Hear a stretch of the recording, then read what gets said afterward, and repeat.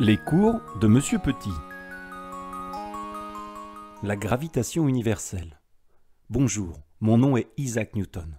Je suis un scientifique britannique qui a vécu au XVIIe et au XVIIIe siècle. J'ai mené de nombreuses études scientifiques et je suis notamment célèbre pour avoir étudié la gravitation. En observant et en étudiant le monde qui nous entoure, nous pouvons nous poser de nombreuses questions. Pourquoi le Soleil et la Terre ont-ils des formes sphériques ?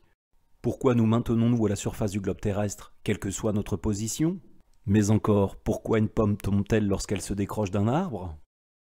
Question que je me serais posée après avoir reçu une pomme sur la tête, mais cela n'est qu'une légende. Et plein d'autres questions qui concernent notre univers, notamment le mouvement des planètes autour de notre étoile le Soleil.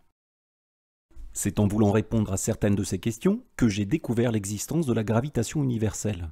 La gravitation est une interaction attractive à distance. Elle existe dans tout l'univers et s'exerce entre tous les objets du fait de leur masse.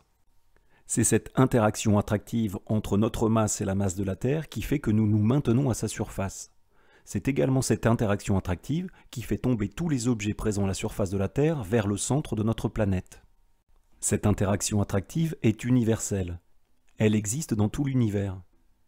Elle explique par exemple la forme sphérique des astres qui auraient tendance à vouloir s'écraser sur eux-mêmes, mais également les mouvements des corps célestes. Comme vous le savez, notre planète la Terre tourne autour du Soleil en un an, c'est sa révolution.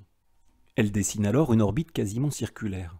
Mais pourquoi notre planète la Terre, qui avance à une vitesse moyenne d'environ 107 000 km/h, ne part-elle pas au loin dans l'espace? La réponse est dans la gravitation. Du fait de leur masse, ces deux corps célestes sont en interaction attractive. Ils s'attirent réciproquement. Ainsi, le Soleil attire la Terre et la Terre attire le Soleil. La Terre, qui possède une certaine vitesse, ne peut alors suivre qu'un seul mouvement, celui de se mettre à tourner autour de notre étoile le Soleil. Je vous invite à découvrir par vous-même cette simulation qui vous permettra de tester virtuellement les effets de la gravitation. C'est également grâce à la gravitation universelle que l'on peut expliquer par exemple la forme des galaxies ou la structure de notre univers.